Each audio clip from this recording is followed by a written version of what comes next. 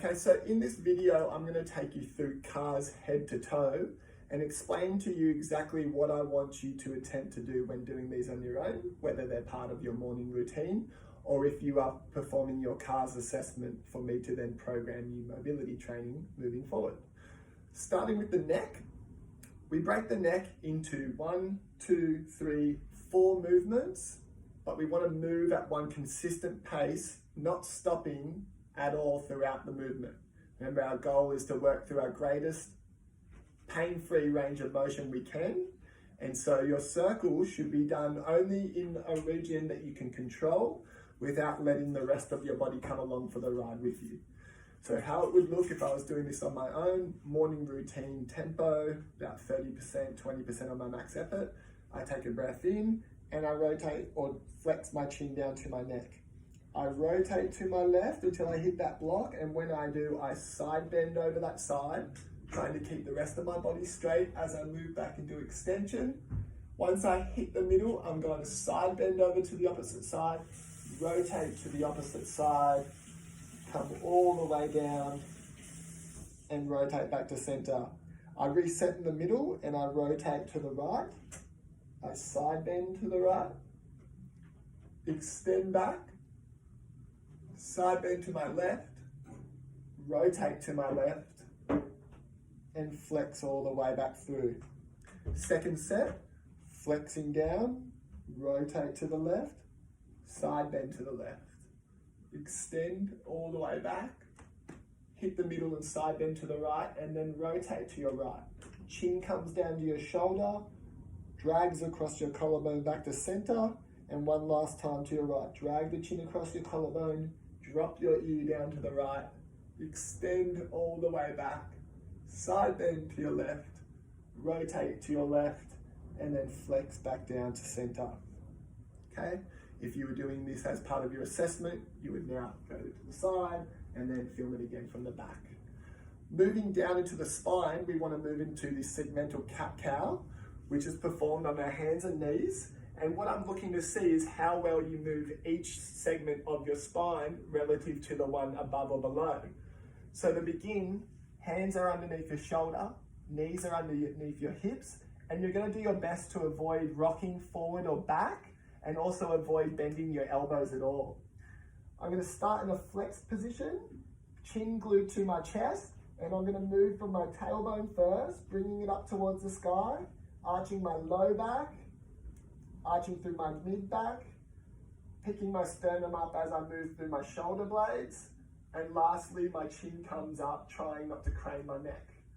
I'm going to hold that extended position, and I'm going to reverse, starting by bringing my chin to my chest. I'm going to push up through the base of my neck, push up through the shoulder blades, mid back, low back, and the tailbone.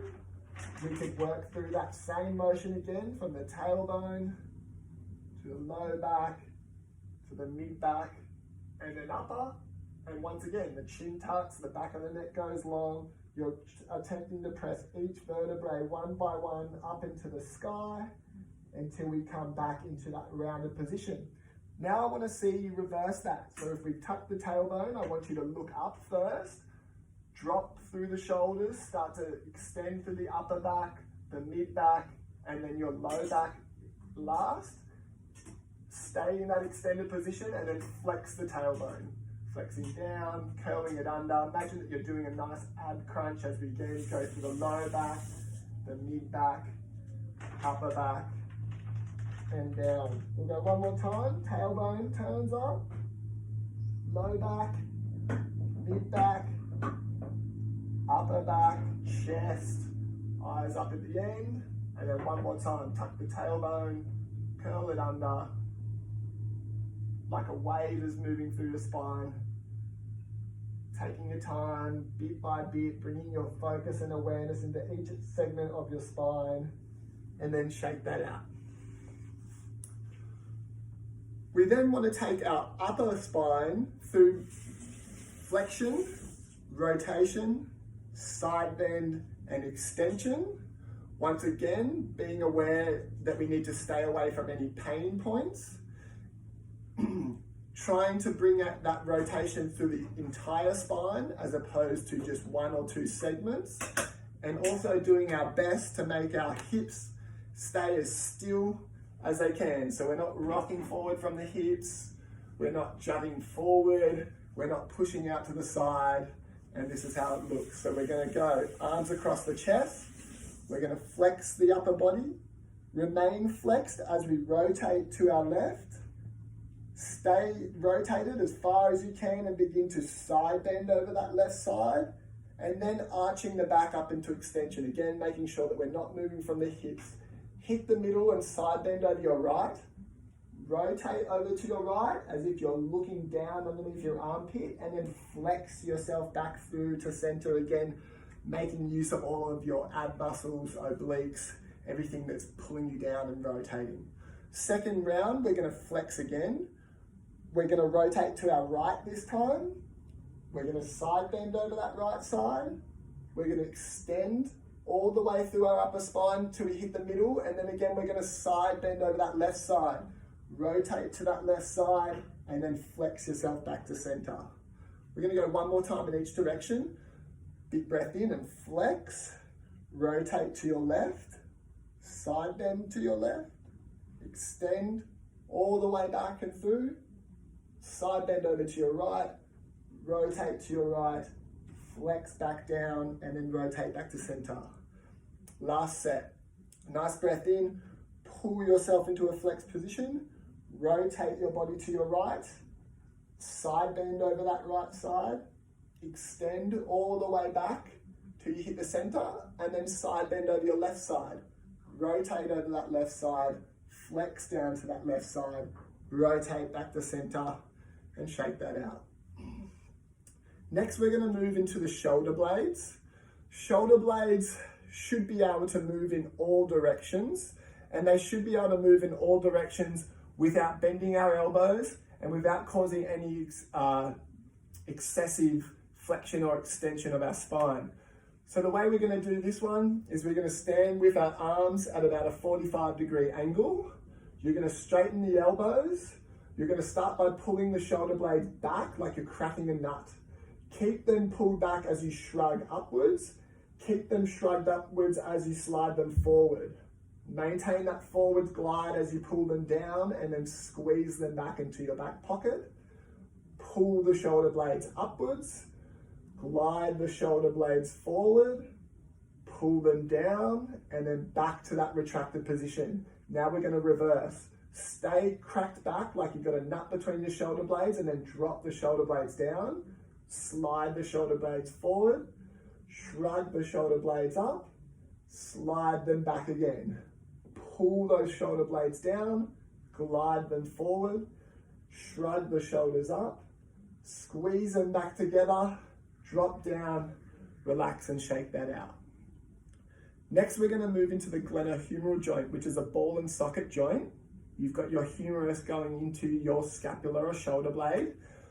With this one, we want to start with the palm facing upwards, and without getting any wrapping around of the scapula, without getting any excessive rotation through your torso, I want you to draw the biggest circle you can whilst rotating this arm bone the entire time.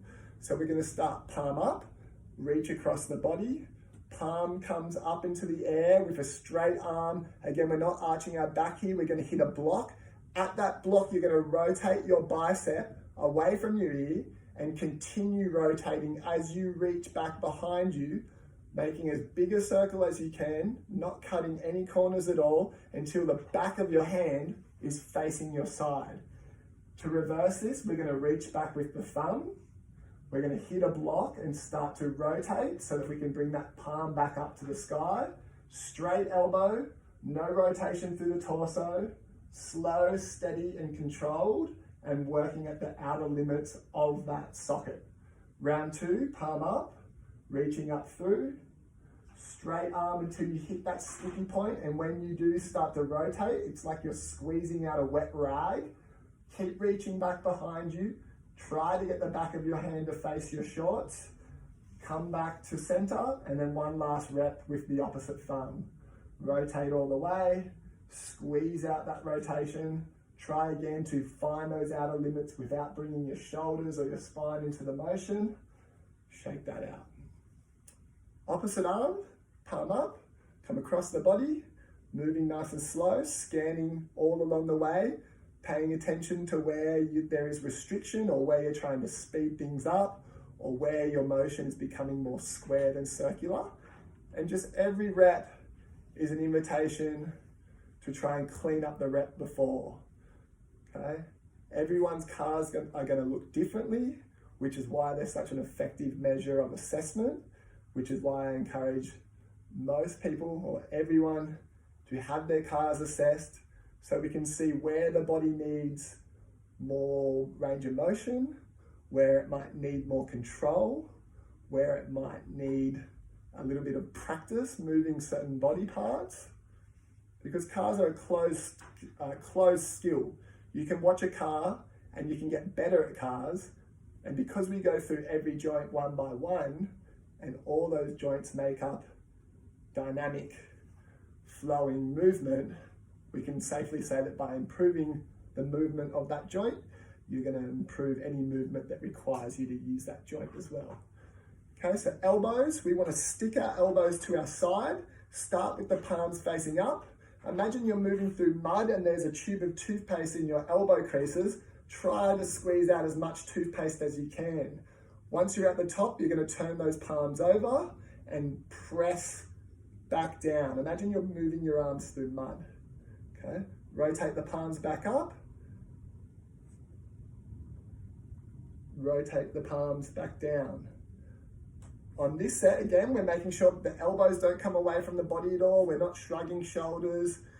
On this set, again, we're going to glue the elbows to our body and come up with the backs of our hands this time. All the way up. Rotate the palms up. Move back down through that mud. One more time, rotate. Come on up. Squeeze that toothpaste and rotate. Come on down. Our wrists can be done at the same time. If you are doing this video for an assessment, please do them one by one. For the speed of the morning routine, I'm going to come in and show you how to do them together. Once again, elbows are stuck to our side. Forearms are facing upwards. Imagine you've got a new iPhone 20 sitting there and you don't want to drop the thing. We're going to go pinkies come in. Keep the fingers and backs of your hands as straight as you can. Then we're going to go into wrist extension. You're going to find full extension, then you're going to reach out with the palms. You're going to keep your fingers as straight as you can as you bring your wrists up into flexion. Bring those pinkies back in, come back down into extension again. Go out with the thumbs, flex up with the wrists, keeping those fingers straight, and back to center. Then we're going to reverse. We're going to go out with the thumbs. We're going to come into extension. We're going to go in with the pinkies. Then we come up into flexion. Back out with the thumbs. Back down into extension. Bring the pinkies back in. And then shake that out. Okay?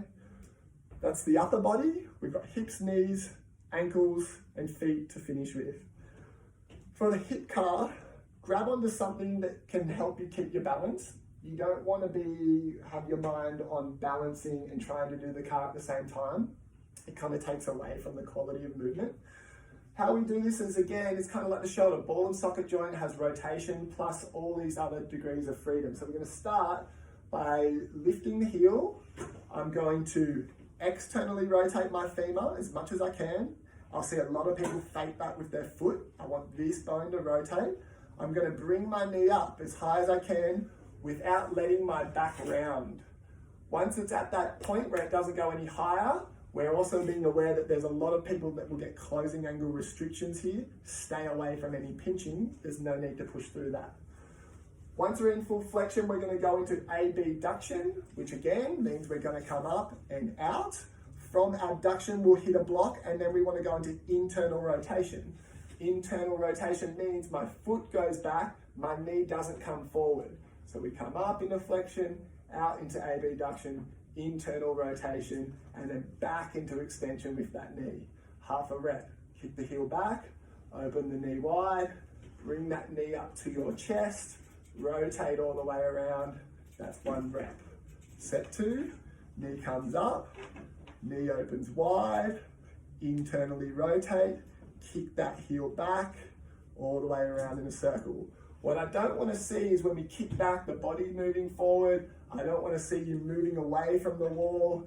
All of these things are compensations that I'm going to be looking for when I'm assessing your calves. Last half a rep, we kick back, open the knee wide, bring that knee up as high as we can, externally rotate the femur, come down. Left side now. Little bit of tension in our body. Standing legs stay straight the whole time. Don't let that knee bend. Arm comes up to get out of the way. Knee comes up. Abduction, internal rotation, hip extension, back to center. Back into extension, abduction, a little bit of external rotation and then flexion and then a whole lot of external rotation as we come back down. Last rep. Knee comes up.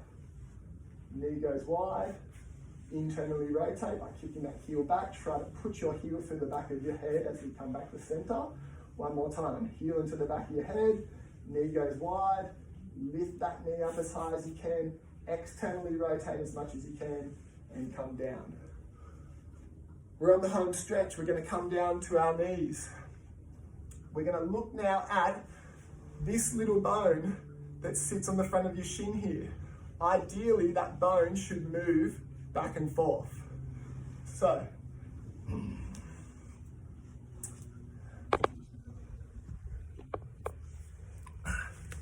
this bone right here should move. You're gonna take, if you've got the right leg forward, right arm underneath, hook it like you've got it around someone's neck. Hand comes up onto your opposite bicep, opposite hand comes on top of your knee. This is how you put someone to sleep. Okay, you're gonna press your heel into the ground, pull your toes up towards your face, and at first you're gonna show me whether or not that bone actually moves. Now we've pulled ourselves in tight because I don't want your whole hip to move. I just wanna see this one bone. Once we have that, we're gonna press it to the outside, and we're gonna kick the knee up, and get it as straight as we can without locking it out. Then turn that bone in and bring it back down. Rotate out, kick up, rotate in, come down. Keep that knee rotated in as we kick up, turn that knee out, come down. Turn that knee back in again, kick up, turn that knee out, come down. We're also gonna look at the ankle from this position. This time I want you to put your hand on the bone so that you can feel if it's moving, because our goal with the ankle is to move our ankle without moving our shin now. So we're gonna point the toes, we're gonna go nice, slow, circular motions. And again, I'm trying to look for whether you are speeding up in areas, whether you're cutting corners, whether you're moving all over the place in the rest of your body. Then we're gonna reverse directions, okay?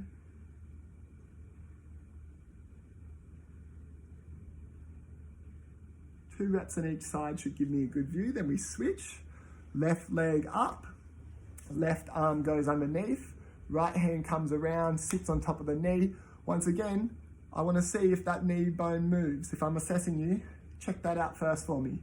We're going to turn that knee out to the side, we're going to kick the foot up, then we're going to rotate the knee in, come back down, kick out, come up, kick in, come down, keep that knee in, kick up, turn that knee out, come down. One more time, knee in, kick up, knee out, come down. Okay, back to ankles, same thing. Hand is just there as a reminder.